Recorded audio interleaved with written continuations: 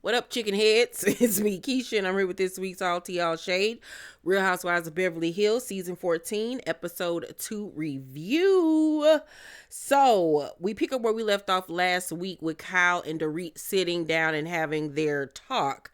And Kyle says that she said Dorit exaggerated their friendship because of what she did at BravoCon when she didn't want to answer the question of how she would rank the sisters. And then when Kyle like smacked her drink, she said, well, Kyle obviously is in last place and Kathy is in first place, obviously as a joke, right? And she then says that when she cried at BravoCon, that Dorit went around telling people that she turned on the waterworks to get attention. I don't know if Dorit said that, but if she did, I wouldn't disagree with it because Kyle is full of shit, okay? Kyle says, why are you smiling like that's not true? And Dorit says, because this is exactly what I expected. You think I'm some effing idiot. That is not why you went on Amazon Live and said that. And I was like, ooh, Dorit is applying pressure. Dorit is not playing with vile Kyle, okay? She says to her that she brings up her saying the closer she got to Morgan, the further she got away from her. When Dorit was on Watch What Happens Live, she said that. And she said that as soon as she said that, Kyle got mad at her and didn't speak to her for months. And she was like, if you felt some type of way about that, then why didn't you just come to me and talk to me about it? That's what friends actually do. And Kyle was like, I was struggling, Dorit. And Dorit was like, that doesn't mean just because you're struggling that you can treat me like ish. Like, that's not how this works. But Kyle was so flustered and thrown off by the fact that Dorit was giving her fever. She didn't know what to say, what to do. She kept looking around, looking at producers like, this is not how this was supposed to go. Like, why isn't she doing what I'm telling her to do? Why won't she forgive me? Why won't we just move on? Why doesn't she cower to me? Like, she didn't know what to do, okay? So Kyle was like, it's these last 2 years, the hardest 2 years of my life. Can you just give me a little effing grace? And Dorit says, I think I did. A little bit too much. And when you get to the point where you can publicly say that I effing exaggerated our friendship, grace time is over. I said, Dorit, why did you put this side of you away for the last 5-6 years? Like, girl, this is the energy that we have been needing from you, girl. Especially when it's focused on vile Kyle, okay? So at this point, now that she'd have been red for filth, Kyle has had enough. She needs to go and regroup. She gets up and she scurries away and leaves, child. And Kyle in her confessional says, you hurt me, and now you have to create something to justify your behavior. Like, Kyle is freaking delusional, okay? Kyle is always the victim. Everybody is always doing something to Kyle. She never does anything wrong to anybody else. And it's like, what universe do you live in that you think that you can do and say the things that you do and then want to get mad at how other people choose to react and move afterwards? And this comes up again in her marriage. Okay, we're gonna get to that in a second. But I love the way that Dorit handled her and the way that Dorit read her, because it's been long overdue. Okay, we haven't had a good Kyle reading since Lisa Vanderpump left the show and her and Ken said goodbye, Kyle, and read her for filth in that kitchen. Okay, so Dorit in her confessional says, I'm fed up with the friendship, I'm fed up with the marriage, and I'm not gonna keep my mouth shut about it, because at the end of the day, I don't give a. Okay. And I said, okay, girl, we see it. We get it. You are a bad bee. Okay. And you are standing on business and ain't nobody gonna stop it. All right. I'm loving this Dorit. Okay. I still ain't forgot. Because Dorit be on the wrong side of things a lot of the times. But right now, I'm loving her.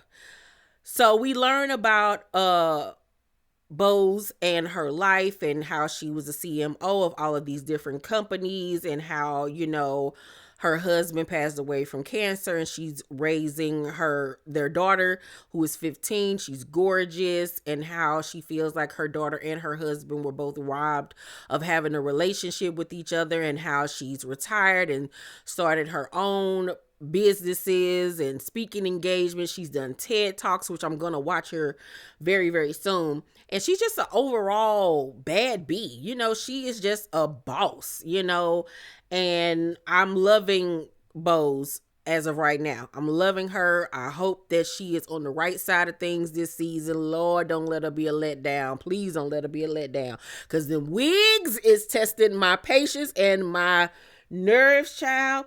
And she recently just came out with a hairline of weaves and wigs.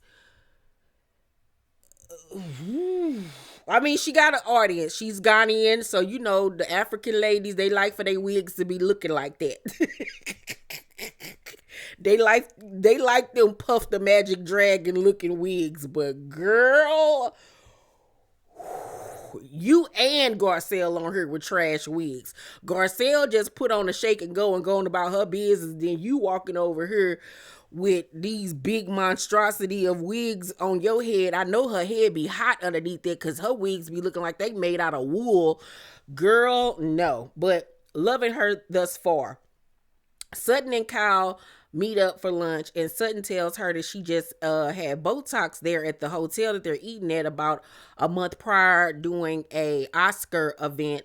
So she was like, can you tell? And here go Kyle.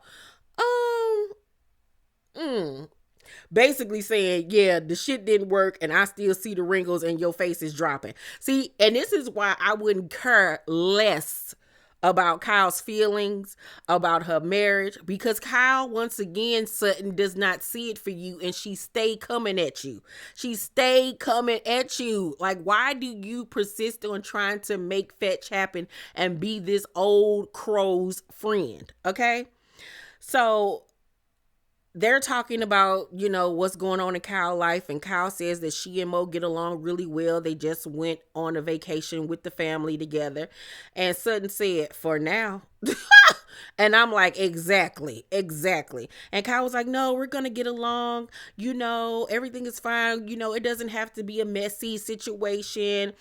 And, she was like, everything is 50-50. The agency is part mine too. He said it in his book that if it wasn't for my wife, he wouldn't be where he's at. And like Sutton said in her confessional, girl, when it comes to court, you think that he gonna bring that up? They gonna act like that never happened. Like, child, men do not like to part with their toys. And if you think he just going to hand over hundreds and hundreds of millions of dollars like it ain't nothing, considering the fact that you was out here traipsing around with your lesbian lover first, you are out your mind. Out your mind. Out of your mind. I personally feel like the only reason why Mauricio been this cool is because it's a girl. If it was another man that Kyle was seeing, if Kyle decided right now to pop out with a dude, baby, it would be World War III. World War III. He don't care because it's another woman. He probably was shocked about it, but he ain't really caring for real because it's not another man. It ain't messing with his ego like that. He probably have a fantasy about doing both of y'all at the same time. You know what I'm saying? But Sutton was sitting there looking at her like, okay, girl, if that's really what you need to go on with your day. And she tells her, you need to file.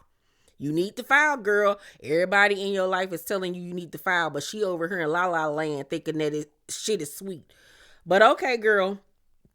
Dorit and Erika go over to Boz's house, and we find out that Boz lives close to Erika. Her house is absolutely gorgeous. I loved all the textures and the patterns and everything.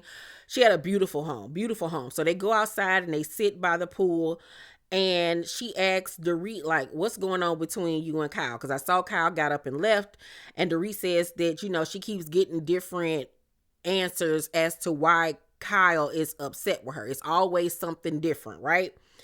And Bose is like, well, what happens now? And Dorit says, I think she came into the conversation thinking I can do what I always do with Dorit, which is make her feel bad for me and then she'll get over it. I'm not doing that anymore. And I don't think that anybody should do that with Kyle because she's gotten away with it for too long. Erika says that she sees both sides of the story. She gets where both of them is coming from. Dorit says that as far as her and PK goes, she said that when her and PK would fight, he'd leave for weeks. So them not telling the kids is not really a big thing to them because the kids are used to basically him not being there anyway, which is very sad. Very, very sad.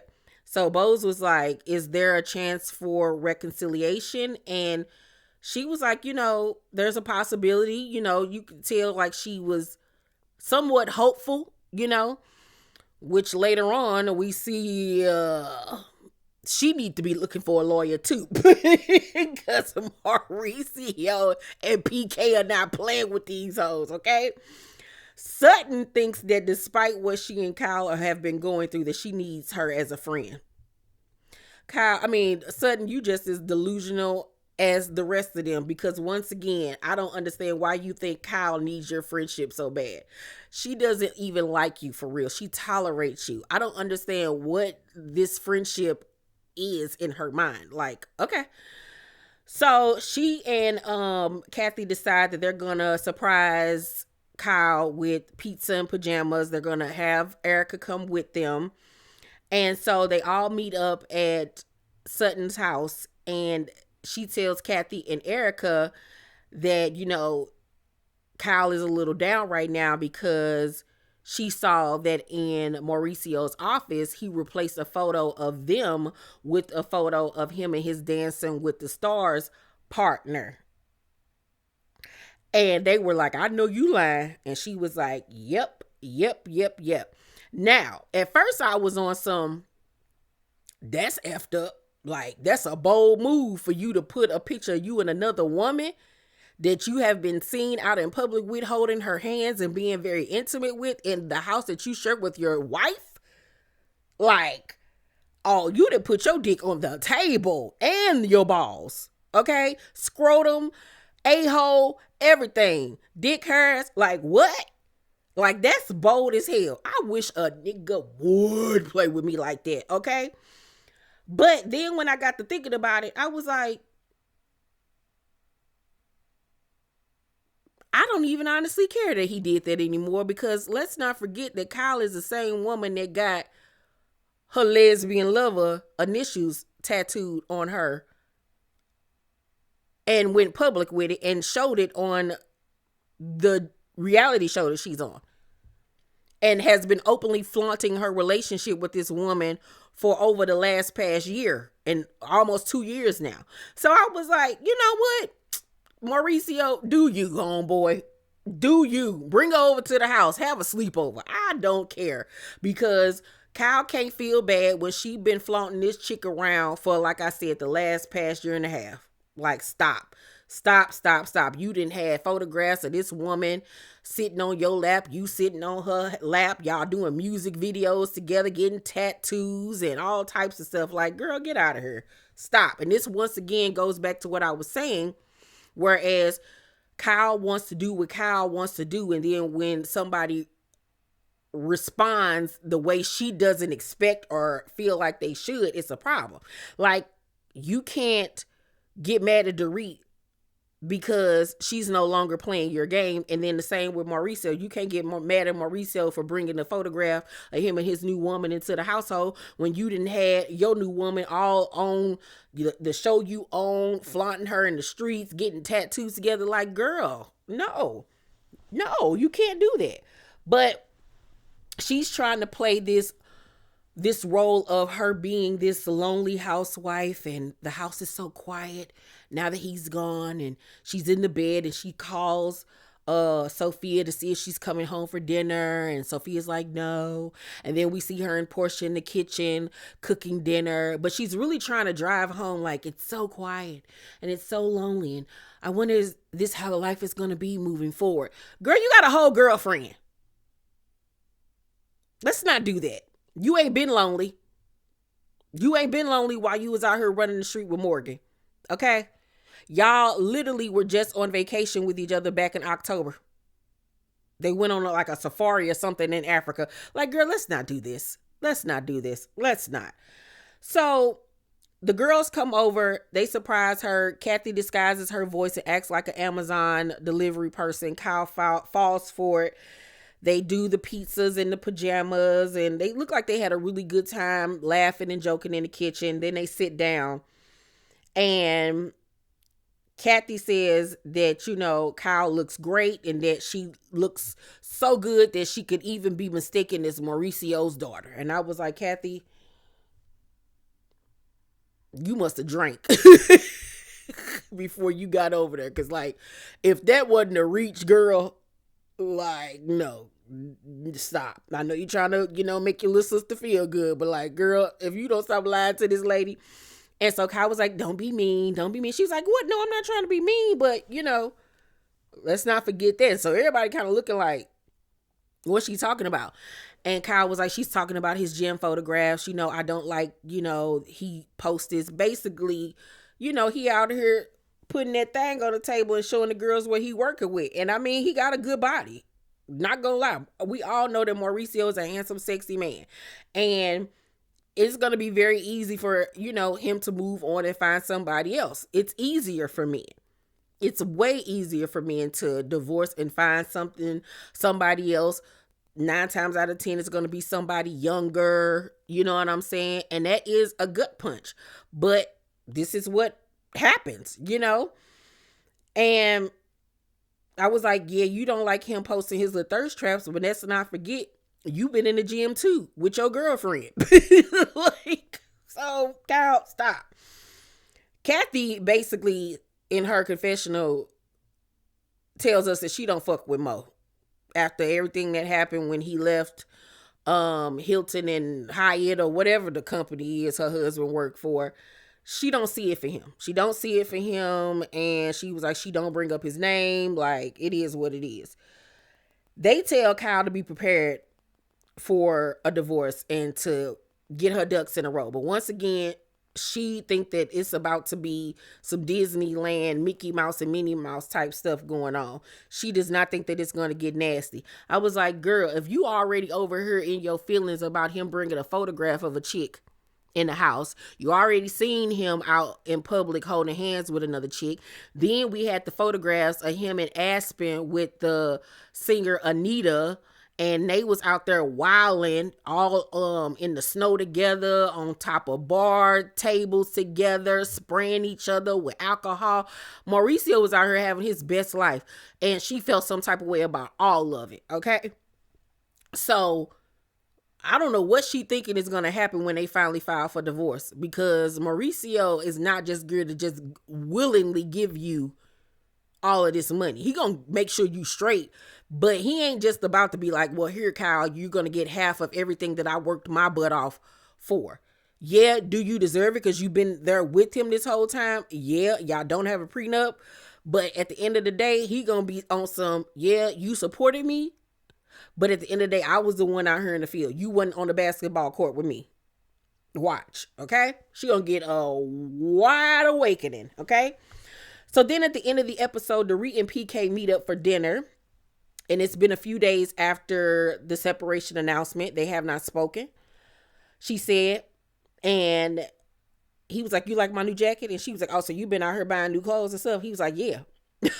And he stand up, showing off his outfit. He was like, single PK. Oh, out here. And she looking at him like, oh, you single now, nigga? This is what we doing? Like, you could tell she was caught off guard by it. But at the end of the day, like, if this man been leaving you for weeks at a time for however long, y'all basically been out here living like y'all two single people. Like, cause what? So was it insensitive for him to say, yeah, but this is PK. PK been insensitive. So he says that he did not realize how bad his disease was, meaning his alcoholism, and that him and Dorit don't speak to each other nicely. He says that when they get into it, they go below the belt. He said, if we spoke to the waiter right now, the way that we speak to each other, we'd be kicked up out of here. And I was like, oh, I know them type of arguments. So they've been over there calling each other all types of bitches and hoes. Oh, they've been over there wilding. Okay. And PK says, it's like we don't like each other. And he feels like she asked him, to stop drinking. He did that. And he says that he don't feel like she did anything on her part. He says when it comes to their discussions and arguments, she has not changed anything. And I can see that because we all know that Dorit don't listen. Dorit is quiet and does not take in what a person is saying. She's only quiet so she can respond to what that person said. It's not taking in what they're saying. She only listens to respond. So she is acting like she's surprised and shocked by this. He says, in the beginning when I met you, it was basically like you adored me. He says you were social and you were always with me, underneath me. And how he was the businessman and how he was known globally and he had the money and all of that. And now she makes him feel less than. And I was like, well, PK, when you got with her, she was a young girl, enamored by this older man who did have money, who did have stature, who did have popularity, and she was enamored by all of that. You know what I'm saying? Of course, she was like a little puppy dog underneath you. But then as time goes on and she grows up and y'all have kids and then life starts happening, that's going to change. But see, he one of them old men that want a woman. And this is not even an old man thing. This is just a man thing, period. Let me hip y'all to something real quick. Men want women that are going to put them on a pedestal and treat them like they are God. They want women to adore them on some, and this is not all men. This is the insecure type of men that want this type of behavior. They want some woman that's going to be like, oh my God, I just love you so much. Don't leave, don't leave, don't leave. And Dorit was probably like that in the beginning, but now that life has started to happen and the bankruptcies and the DUIs and the gambling and all of this stuff, girl, forget all of that being on your nutsack. We got life going on. We got kids. You know what I'm saying? And he wants that. He wants the young Dorit that's going to follow him around, that's going to be out kicking it in the streets with him and all of that type of stuff. And it's like, well, if we both out in the streets kicking it, who at home with our kids? But see, PK got older kids. He probably was doing the same thing when they was young. He probably wasn't around for real, And so I think that he needs to grow up. Don't think that that'll ever happen considering he damn near on his deathbed. But he needs to grow up and look at life for the way it is. Well, please believe he probably out here got another look. I ain't no probably. By this point in the conversation that they were having at that dinner table, PK had already started messing with somebody else, child. He probably had already been, but like it was official at that point. So, PK says, you're my family. That's the way it's going to be. You're the mother of my children. It's going to be that way till the day I die. We have to give each other space, of course, but that doesn't mean that if you're in need that you can't call me. Like, I'm going to be there for you, right?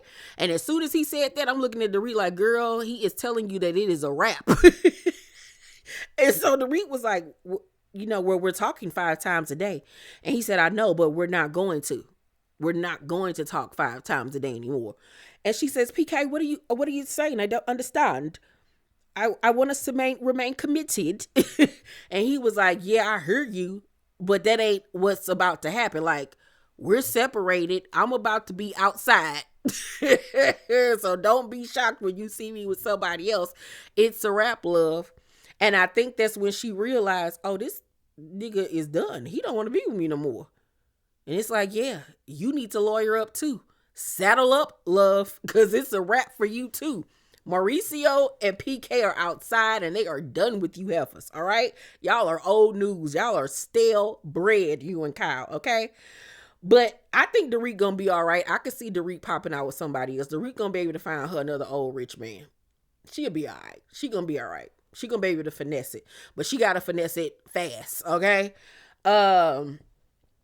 Overall, though, I'm gonna give this week's episode of Beverly Hills a B plus. I'm really liking the energy of this season. Garcelle was not in this episode. She was missed by me. Um, it's sad that Kyle and Dorit are in the place that they're in, considering that they're going through the same thing. But at the same time, this is something that has been long overdue.